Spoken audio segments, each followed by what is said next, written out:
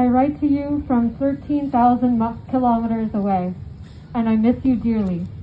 I have one victory to share. I have joined the left in Vietnam. I am a dual member of two organizations here. A few months ago, we held a fundraiser concert, and the tickets were $9. We raised a little over $3,000 that night.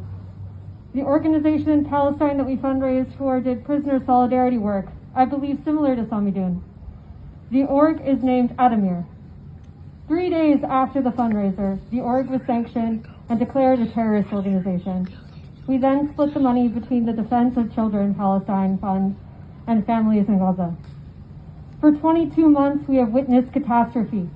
We have watched a live-streamed 21st century Holocaust. This has also led some of us to burn out. There is a disproportionate amount of us watching the most visceral suffering ever recorded week after week, while others see little. This uneven balance has led our hearts to bleed constantly, while many others tune out the violence. But the world stands with Palestine. The masses across the world care, and this is the true reflection of humanity. In Algeria, during their final football match, in front of their president, tens of thousands sang.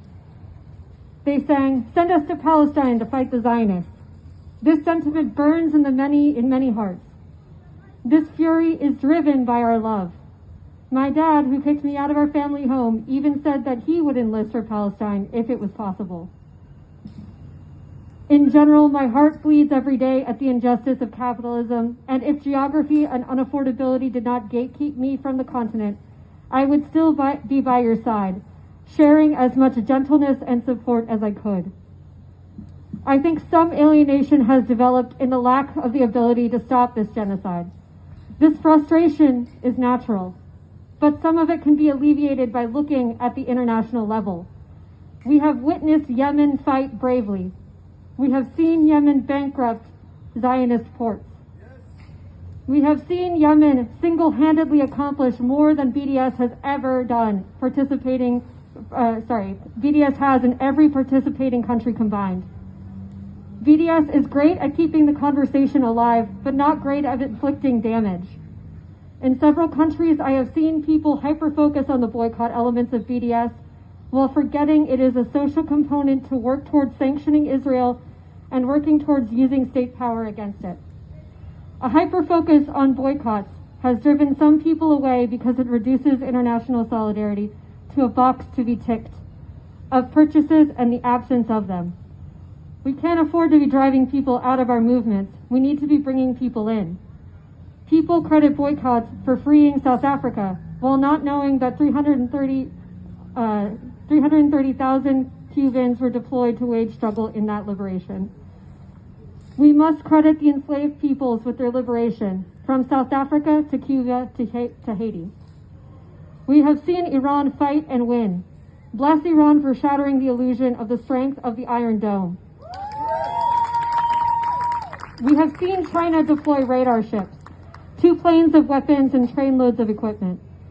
China has sent $69 million in aid to Palestine. In 2024, we witnessed the Beijing Declaration on ending division and strengthening Palestinian national unity. At this conference, Hamas, Fatah, and 12 other Palestinian factions united. They have unity in diplomatic rejection at the international level of rejecting the Palestinian Authority as a puppet ally of the U.S. As much as I would love to see Iran obliterate the Zionist entity, I understand their tactical considerations. The Zionist entity is a U.S. satellite state. It operates as the starkest height of imperialism. Iran is not just fighting Israel. Iran and every country with the revolutionary courage to suffer for their righteous fury is facing colossal retaliation. These countries are fighting the entire consolidated imperialist NATO bloc. The Comprador Gulf states have long chosen to ally with the U.S. instead of facing the fate of Libya, of Guatemala, of Cuba, of Korea, of Vietnam, and dozens of others. My heart goes out to Lebanon, Syria, Iran, Iraq, Somalia, and every victim of the Zionist entity.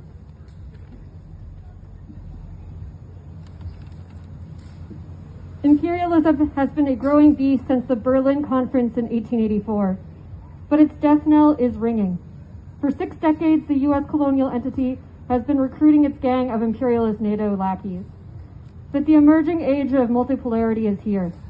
We can see Burkina Faso and the alliance of Sahel states rising against ECOWAS.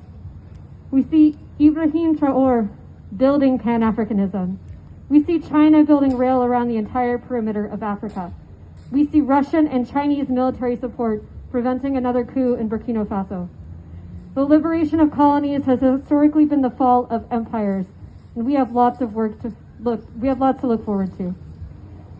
Through shared technology, the hyper-exploited regions of the world are able to make gains they haven't made in 4 centuries of domination. Mexico has developed its own electric vehicle that retails at $6,000. Burkina Faso has developed its own electric cars. China once sent weapons and theory to Palestine, and we cannot measure how much they helped to contribute to the success of Palestine's revolutionaries today. Vietnam also trained Palestinians in tunnel warfare to fight the overwhelming U.S. military-industrial complex. Through BRICS in Brazil, we have Latin America developing their own currency. The last country to de-dollarize was Libya, and it was promptly obliterated.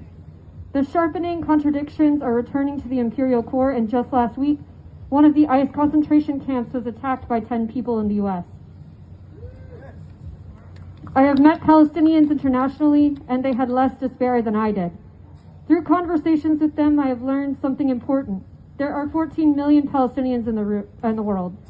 The 40-kilometer-long obliterated Gaza Strip is not the extent of Palestine. 12 million Palestinians live internationally. The ones I talked to were so happy to see the entire world learning of their active struggle and to be universally shown love and compassion. Palestinians will outlive the Zionist entity.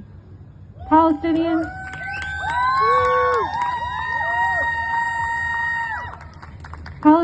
indigenous people, and African people will outlive the colonial projects that tried to destroy us.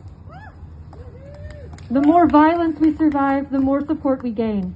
The 4-generation-old Zionist project is a blip in time compared to the 8,000 plus years of Palestinian existence.